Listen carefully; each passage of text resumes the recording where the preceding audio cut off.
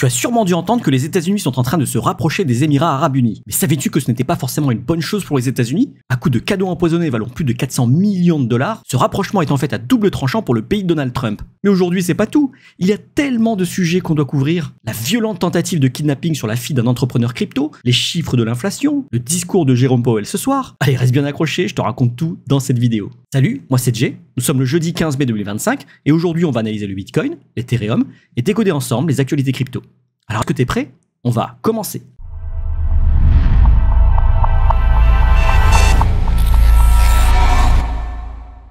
Et j'en profite pour te rappeler que si mes vidéos te sont utiles, dis-le moi en commentaire, lâche un like, abonne-toi et active la cloche pour ne rien rater des prochaines actualités crypto. Et on commence tout de suite par une vue d'ensemble du marché qui est bien vert aujourd'hui. Et j'avoue, je triche un peu parce que je l'ai affiché sur la semaine plutôt que sur la journée, parce que si je zoome en journée, on est plutôt dans le rouge. Mais c'est pas très représentatif de la hype du moment, alors j'ai préféré vous le mettre en semaine, puisque vous voyez, sur la semaine, on a quand même Ethereum qui a pris 35%, WIF 78%, PP 54%. C'est le retour des mêmes coins. Non, je n'ai pas classé Ethereum dans la catégorie des mêmes coins, mais effectivement, le fait que ça peut au même moment, c'est un peu bizarre. Enfin, dans tous les cas, ça fait du bien. Et alors, quand on regarde le Crypto Fear and Greed Index, on est aujourd'hui à 71, bien installé même dans la cupidité. Hier, on était à 74, aujourd'hui à 71. Bon, toute petite baisse, pas grand chose, hein. Parce qu'effectivement, on a un petit peu baissé depuis hier, mais c'est vraiment pas grand chose, hein. Je vous montrerai tout ça tout à l'heure dans les graphiques. Et on commence tout de suite les news par cette tentative de kidnapping spectaculaire en pleine rue, à Paris en plein jour. Vous allez voir, c'est impressionnant. Je vous montre ça tout de suite.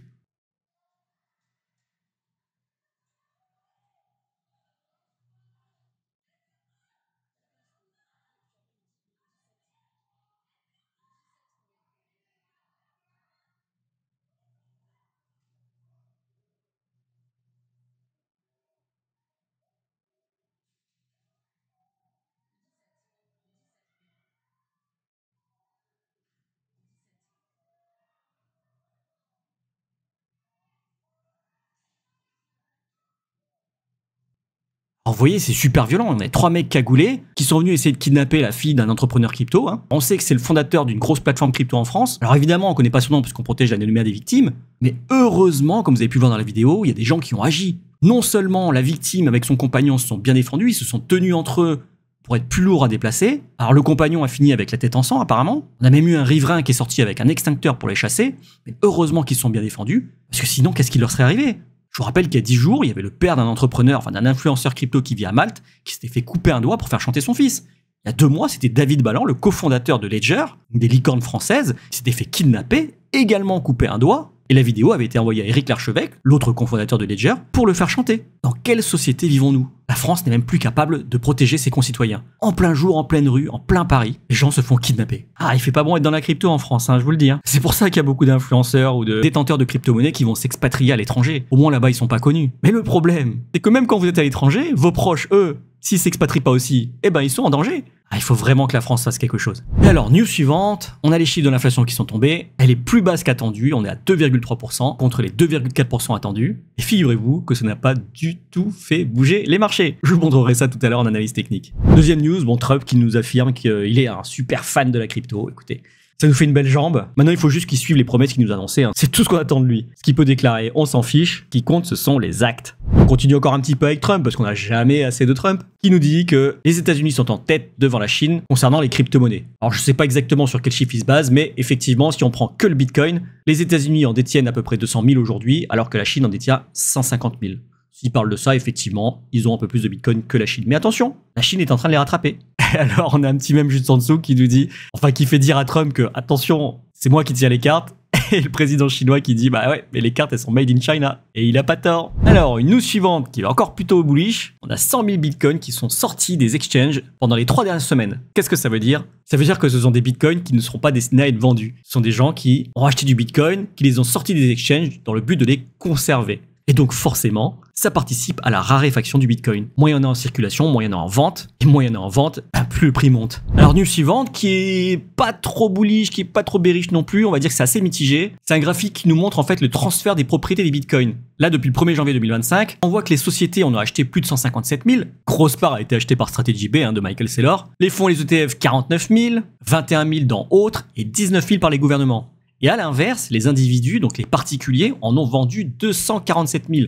C'est un véritable transfert de propriété entre les particuliers vers les institutions. Alors c'est bien parce que ça veut dire que les institutions sont en train d'adopter le Bitcoin. En revanche, on s'éloigne de l'esprit libertarien du Bitcoin qui était à la base destiné au peuple. Et là, on se rend compte que les grosses institutions sont en train de faire main basse dessus. Bon, c'est un mal pour un bien. Tant que la balance reste correcte, c'est pas trop mal. Effectivement, il faudrait pas qu'on se retrouve avec un Bitcoin qui soit complètement corrélé au SP500 et au Nasdaq et qu'il agisse bêtement comme un indice classique, quoi. Et malheureusement, plus les institutions en détiendront, plus ça se comportera effectivement comme ça. Alors, news suivante, on a le président Trump qui signe officiellement un partenariat économique stratégique avec l'Arabie Saoudite, tandis que l'Arabie Saoudite annonce un engagement d'investissement de 600 milliards de dollars aux États-Unis. On a même le prince héritier saoudien Mohammed Ben Salman qui annonce vouloir porter ses investissements aux États-Unis à 1000 milliards de dollars. Alors, c'est un investissement qui pourrait avoir un impact majeur sur l'économie américaine, en créant des emplois, en stimulant des industries clés et en renforçant la position des États-Unis face à des concurrents mondiaux comme la Chine. Cela pourrait également inclure des projets technologiques comme des centres de données ou des usines de semi-conducteurs. D'ailleurs, je vais vous en parler dans une news suivante. Cet accord reflète la stratégie de Trump de renforcer les alliances économiques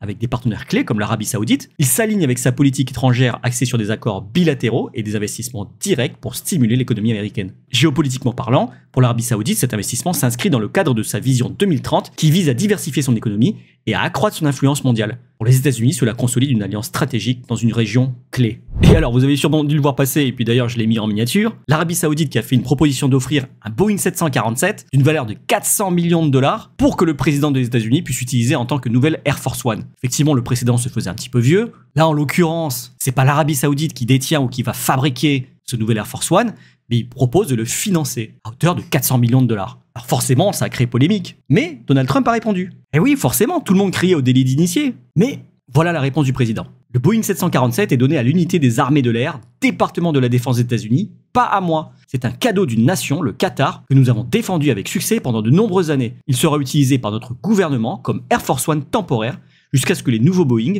qui ont beaucoup de retard dans leur livraison, arrivent. Pourquoi les militaires et nos contribuables devraient-ils être forcés de payer des centaines de millions de dollars alors qu'ils peuvent l'obtenir gratuitement d'un pays qui veut nous récompenser pour un travail bien fait? Ces économies importantes seront dépensées à la place pour rendre l'Amérique grande à nouveau. Make America Great Again. Seuls les fous n'accepteraient pas ce cadeau au nom de notre pays. Alors Trump n'a pas complètement tort, puisqu'effectivement l'avion c'est pas pour lui personnellement. D'ailleurs quand il sera plus président dans 4 ans, c'est le président d'après qui va en bénéficier. Mais quand on accepte un cadeau comme ça, qu'est-ce que ça implique? Parce que c'est ça aussi qu'il faut regarder, c'est bien beau d'accepter 400 millions de dollars en tant que cadeau. Et ça implique que forcément vous leur êtes redevable. Dans quelle position vous vous mettez en acceptant un cadeau comme ça, quand demain il faudra négocier commercialement, financièrement, forcément vous serez dans une position plus délicate. D'ailleurs, ça n'a pas tardé. La news suivante, c'est que Nvidia fournira 18 000 de ses puces IA haut de gamme, les GB300 Blackwell, à Humane, une entreprise d'Arabie Saoudite, dans le cadre d'une visite à la Maison Blanche menée par Trump. Ces puces alimenteront un centre de données massif de 500 MW. Alors pour rappel, Nvidia, c'est une société américaine. Alors évidemment, l'Arabie Saoudite va les acheter, mais il y a une telle pénurie sur les puces Nvidia depuis quelques années maintenant, depuis le Covid plus précisément. Toutes les cartes graphiques produites par Nvidia sont en rupture de stock, que ce soit les anciennes générations, les nouvelles générations, on ne trouve rien sur le marché. Et d'ailleurs, les prix des cartes graphiques ont explosé. Et je vous parle même pas des puces IA. Elles étaient d'abord dédiées en priorité aux sociétés américaines,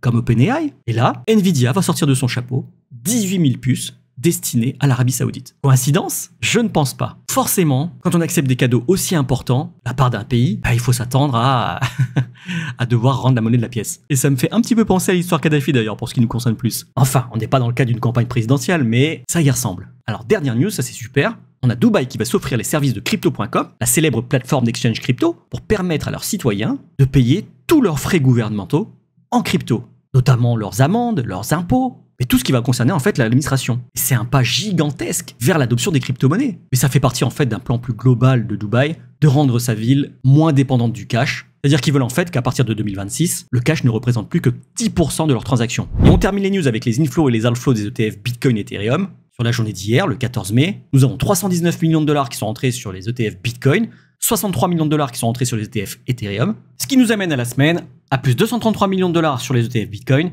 et à plus 59,4 millions de dollars sur les ETF Ethereum. Et c'était tout pour les news, on passe tout de suite au calendrier économique. Aujourd'hui, il y a plein d'annonces, mais il n'y en a qu'une qui est vraiment importante, c'est le discours de Jérôme Powell, le président de la Fed. La Fed, c'est l'équivalent de la BCE en Europe, donc c'est la banque centrale. Et donc Jérôme Powell, vis-à-vis de ces chiffres d'inflation, va nous faire encore un petit discours. Finalement, j'ai l'impression qu'en ce moment, on l'entend tous les jours. Malheureusement, pour l'instant, il est plutôt prudent. Mais qui sait, il s'est montré plutôt confiant lors de son dernier discours. Peut-être qu'on peut entrevoir une baisse des taux pour le mois de juin. À voir. Et alors, quand on regarde la liquidation heatmap, à part le range de lundi, là, on avait un petit peu bougé, là, entre les 105 800 $ et les 100 000 $, 100 600 $. Et bah depuis, on est juste en train d'osciller dans un petit mouchoir de poche. Donc pas grand chose à se mettre sous la dent pour l'instant. Moi, comme je vous disais, un petit pullback, là, ça m'étonnerait pas trop, histoire de prendre un peu plus de force. On voit qu'il y a une belle poche de liquidité autour des 92 000 $.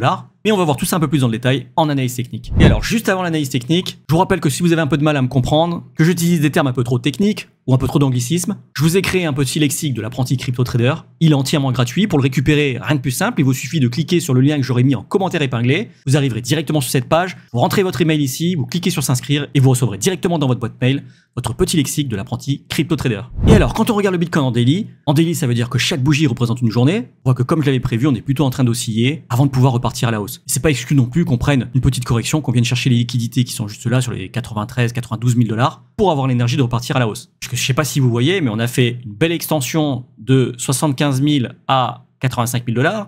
Ensuite, de 85 000 $ à 95 000 $, de 95 000 $ à 105 000 $. Là, ça fait 3 belles hausses. Et là, il faut un petit peu respirer, quoi. Soit on consolide et on repart, soit on corrige un petit peu et on repart après. Mais on peut pas continuer de monter en ligne droite comme ça. Alors c'est beau, on monte en escalier et tout, mais quand même, comme je vous le dis depuis quelques jours, ça m'étonnerait pas qu'on retrace un peu. Quand on regarde le RSI, il était en surchauffe. Là, on revient un petit peu dans la zone tolérable, donc plus de surchauffe. Par contre, quand on regarde l'Ethereum, lui, il est toujours en zone de surachat. L'Ethereum, lui, il est bien chaud. Par contre, il n'a pas subi les 3 belles hausses qu'a subi le Bitcoin. On était quasiment flat. On a monté un tout petit peu là, mais vraiment pas grand-chose. En revanche, depuis le 8 mai, il a quasiment pris plus 50%, plus 45%. Commence à rattraper un petit peu son retard. Mais il en a encore beaucoup à rattraper. Après, quand on dézoome un petit peu, on voit qu'il a réintégré son range, un beau triangle de compression qu'il est en train de comprimer depuis 3 ans, en espérant que cette fois-ci, il consolide dedans pour après l'éclater à la hausse. Et alors, quand on regarde le ratio Ethereum-Bitcoin, on le voit clairement, l'Ethereum a repris de la force face au Bitcoin. Forcément, le Bitcoin, quand lui, il a pris 13%, l'Ethereum, lui, en a pris quasiment 50%, et ça se voit sur le ratio Ethereum-Bitcoin, l'Ethereum a surperformé le Bitcoin. Mais on va pas se réjouir trop vite non plus. Comme vous le voyez, on était dans une trend baissière. On a cassé que cette première trend. Il nous reste encore à casser celle-là. Et d'ailleurs, il n'y a que quand celle-là sera cassée que je me sentirai mieux. Pour l'instant, on est toujours dans une tendance baissière, même si on a marqué un beau rebond. Et alors, quand on regarde la Bitcoin dominance, forcément, si l'Ethereum a repris des couleurs, s'il a repris de la force face au Bitcoin, la dominance du Bitcoin baisse, puisque je vous le rappelle, l'Ethereum, c'est le deuxième market cap du marché, le deuxième plus gros market cap. Et donc, quand le ratio Ethereum-Bitcoin monte, forcément, la Bitcoin dominance baisse. Est-ce qu'il faut crier à l'all season? Non, pas encore. On est toujours dans une belle trend haussière. Forcément, on est arrivé en top de range. Du coup, on se redirige vers le bas de range. Et tant qu'on n'aura pas cassé ce canal haussier, pour moi, il n'est pas encore question de se positionner sur les alts. Sauf si c'est une politique long terme et que vous gardez depuis des années. Voilà, mais sinon, si vous êtes en train de réfléchir, si vous devez passer du Bitcoin aux altcoins maintenant, ce n'est pas encore le moment. Soyez patient. Et c'était tout pour aujourd'hui, j'espère que cette vidéo t'a plu. Si c'est le cas, dis-le moi en commentaire, lâche un like, abonne-toi et active la cloche pour ne rien rater des prochaines actualités crypto. Allez, cheers!